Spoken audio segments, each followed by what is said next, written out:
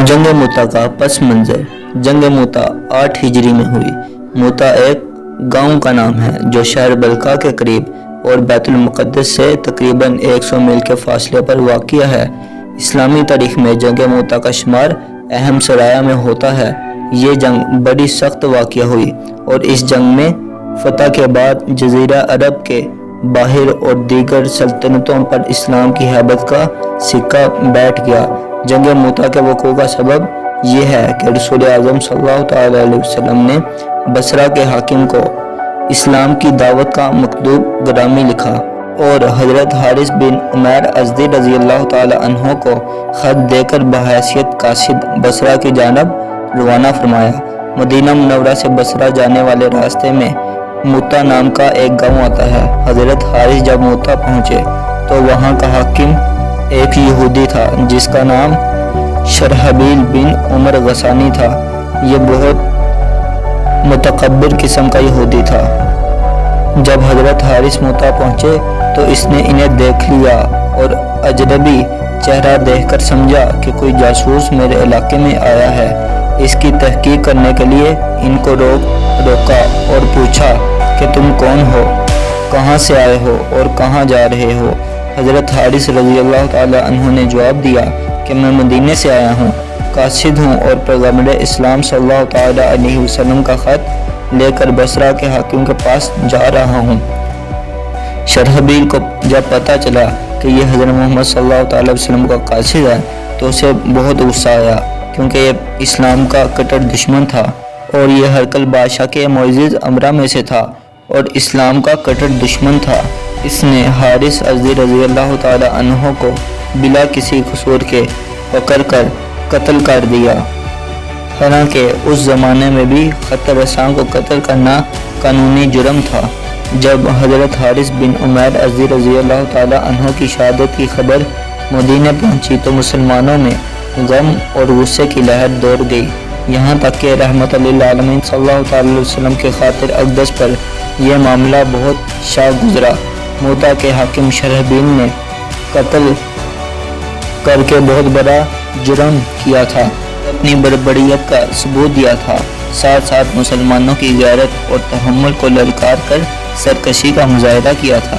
लिहाजा पैकर हुस्नो इखलाक सल्लल्लाहु ताला अलैहि वसल्लम ने ऐसे जालिम और जाबिर फरमारवा की सरकूबी के लिए मुता पर लश्कर कशी यानी लश्कर भेजने का इरादा फरमाया, ताकि जुर्म, जफा और जबर को ख़त्म करके वहाँ अमन की फ़िज़ा पैदा करने के लिए मुजाहिदे इस्लाम को रवाना करने का इरादा फरमाया, ताकि वहाँ अमन की फ़िज़ा पैदा हो। जब मदीना मुनव्वरा में यह खबर फैली कि हुज़ूर सल्लल्लाहु अलैहि वसल्लम ने हज़रत हारिस के क़सास यानी बदले में हाकिम मुता पर लश्कर कशी का इरादा फरमाया है तो मुजाहिदीन इस्लाम जज्बे जहाद में मामूर जमा होने लगे और देखते ही देखते 3000 का लश्कर जमा हो गया। फिर हुज़ूर अक़दस सल्लल्लाहु ताला अलैहि वसल्लम वहाँ तशरीफ़ ले गए और फरमाया, मैं 3 आदमियों को तुम्हारा अमीर बनाता हूँ। उनमें से एक हज़रत ज़ैद बिन हारिस, नंबर 2 हज़रत जाफ़र बिन अबी तालिब और नंबर 3 हज़रत अब्दुल्ला बिन रवाहा।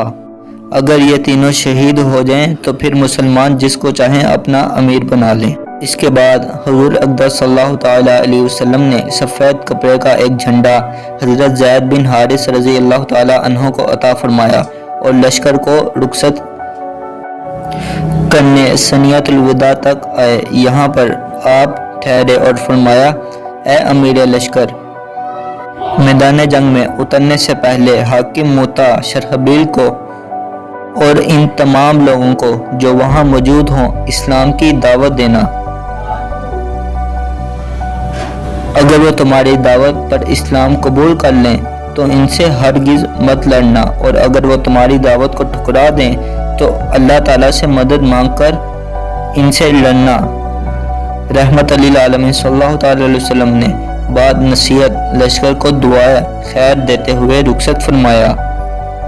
मुजाहिदीन इस्लाम का लश्कर हज़रत ज़ैद बिन हारिस की क़यादत में मदीना से निकलकर मुता की तरफ रवाना हुआ कि ये खबर جب موتا کے حاکم شرحبیل غسانی کو ملی، اس نے مقابلے کے لیے ایک لشکر جمع کرنا شروع کر دیا اور اس کے علاوہ ہرقل بادشاہ سے بھی مدد مانگی۔ ہرقل نے بہت بڑی تعداد میں لشکر بھیج دیا۔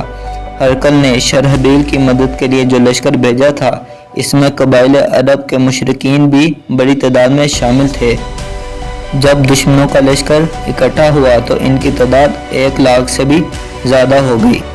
صرف 3,000 مجاہدین اسلام کے سامنے رومیوں کا 1,00,000 کا لشکر مقابلہ کرنے آ پہنچا تھا۔ جب لشکر اسلام میں دشمنوں کی کثرت کی خبر آئی تو مسلمانوں نے آپس میں مشورہ کیا کہ اس کی اطلاع فوراً حضور اقدس صلی اللہ علیہ وسلم کو ہونی چاہیے تاکہ وہ ہماری مدد کے لیے مزید لشکر بھیجیں یا ہمیں واپس بلا لیں۔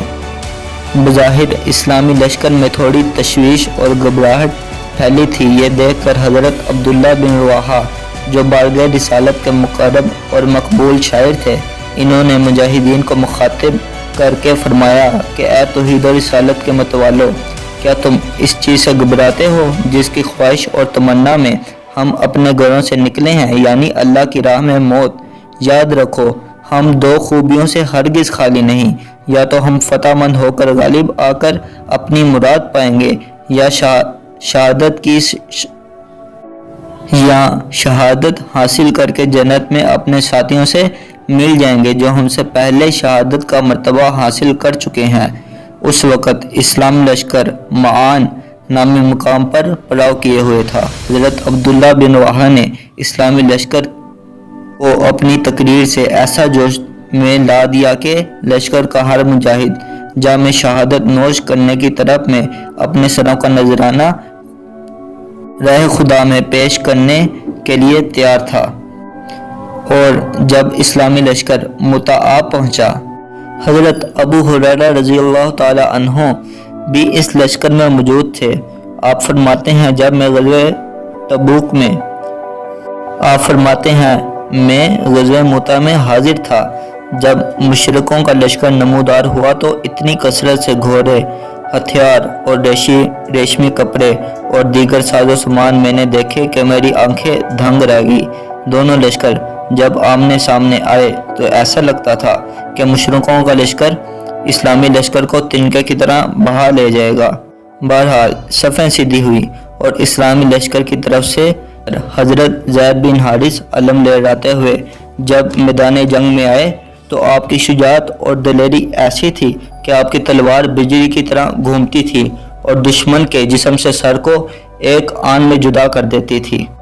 دشمنوں میں اتنی جرأت نہ تھی کہ آپ کے پاس آئیں اور تلوار بازی کر کے آپ کا مقابلہ کر سکیں، لہذا دشمنوں نے تیروں کی بوچھار آپ پر کر دی اور آپ کے پورے جسم کو تیروں سے چھنی کر دیا۔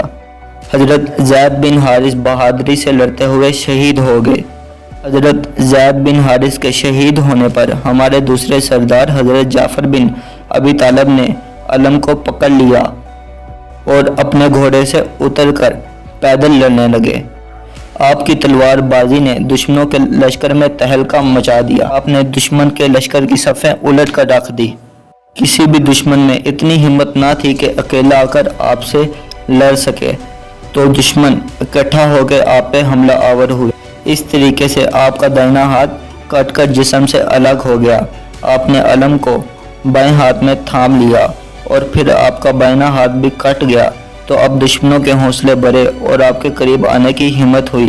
ایک ظالم نے نزدیک آ کر آپ کی کمر پر تلوار کی ایسی شدید ضرب ماری کہ آپ کا جسم 2 ٹکڑے ہو کر زمین پر آ گیا۔ حضرت جعفر بن ابی طالب کی شہادت کے بعد لشکر اسلام کا علم حضرت عبداللہ بن رواحہ جو کہ تیسرے سردار تھے، انہوں نے تھام لیا۔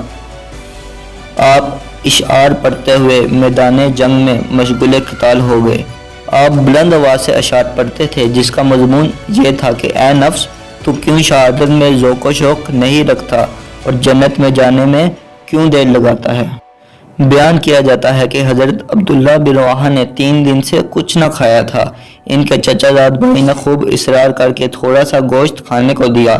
انہوں نے گوشت کا ایک ٹکڑا منہ میں ڈالا اور دانتوں سے چبایا کہ اسی وقت حضرت جعفر بن ابی طالب کی شہادت کی خبر آئی۔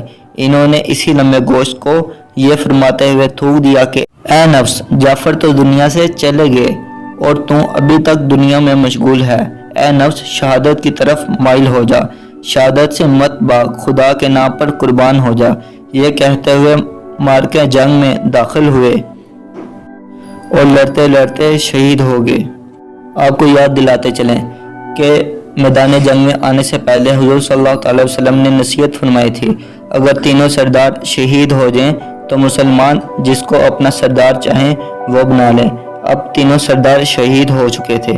ان کے شہید ہونے کے بعد حضرت ثابت بن احرام انصاری نے سبقت کر کے علم کو تھام لیا اور بآواز بلند پکارا کہ اے گروہ مومنین، کسی ایک کی امارت پر متفق ہو جاؤ۔ تمام نے ایک زبان کہا کہ تم ہی اس کام کو سنبھالو۔ حضرت ثابت نے جواب دیا کہ میں اس منصب کو سنبھالنے کے لائق نہیں، لہذا تمام نے حضرت خالد بن ولید کا انتخاب کیا۔ اس پر حضرت خالد نے حضرت ثابت سے یہ کہا کہ اے ثابت، آپ مجھ سے زیادہ اس منصب کے مستحق ہو، کیونکہ آپ اصحاب جنگ بدر میں سے ہو، مجھ سے عمر میں بھی زیادہ اور بزرگ ہو۔ حضرت ثابت نے کہا اے خالد، شجاعت اور جواں مردگی تمہارا کام ہے اور میں نے اس علم کو تمہارے لیے ہی تھاما ہے۔ لہذا حضرت خالد بن ولید نے تمام مجاہدوں کے اسرار پر لشکر اسلام کا علم اپنے ہاتھ میں لیا اور مارکہ جنگ کو پلٹ کر رکھ دیا۔ حضرت اس وقت جنگ کا نقشہ یہ تھا کہ اسلامی لشکر پیچھے ہٹ رہا تھا اور مشرکین اپنی تمام طاقت اور قوت سے ان پر ٹوٹ پڑے تھے۔ امڑتے ہوئے سیلاب کی طرح ہزاروں کا لشکر مجاہدین کی چھوٹی سی جماعت کو اپنے گھیرے میں لیے ہوئے تھا۔ کہاں صرف 3000 پردیسی اور بے سر و سامان مجاہدوں کی مختصر فوج اور کہاں 1,00,000 مقیم اور تمام جنگی ساز و سامان سے آراستہ لشکر جرار۔ بظاہر ایسا معلوم ہو رہا تھا کہ رومی لشکر کا سیلاب لشکر اسلام کو تنکے کی طرح بہا لے جائے گا۔ اسلامی لشکر کے اہم شہ سوار ایک کے بعد دوسرا شہید ہو رہا تھا۔ مشرکین کے حوصلے بڑھ رہے تھے۔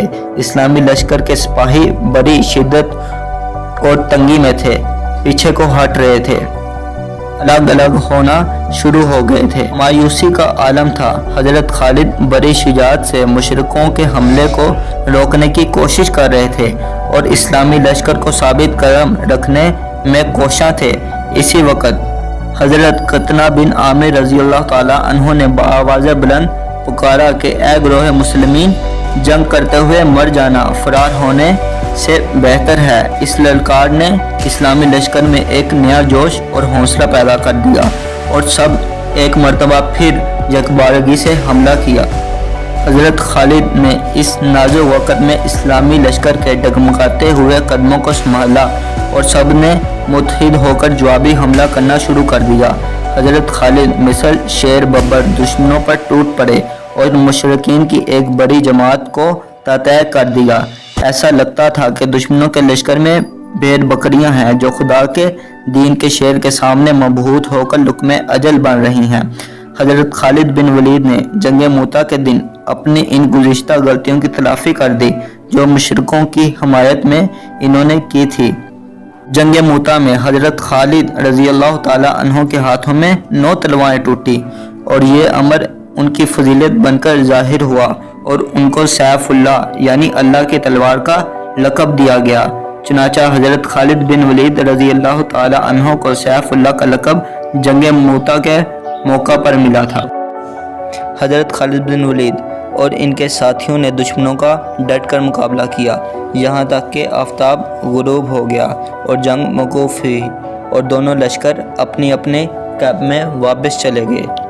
دوسرے دن جب صبح ہوئی تو حضرت خالد نے علم اٹھایا اور لشکر کو میدان میں اتارا۔ اس دن حضرت خالد بن ولید نے جوش کے ساتھ ساتھ ہوش کا کام کیا اور صفوں کی ترتیب میں ایسی تبدیلی کر دی کہ دشمن حیرت زدہ رہ گئے۔ کل جو لوگ دائیں جانب پر تھے ان کو بائیں جانب پر کر دیا اور جو بائیں جانب پر تھے ان کو دائیں جانب پر کر دیا۔ ایسے ہی آگے والے لوگوں کو پیچھے کر دیا اور پیچھے والے لوگوں کو آگے کر دیا تاکہ دشمن کو ایسا لگے کہ ان کی مدد کرنے دوسرے لوگ آ پہنچے ہیں۔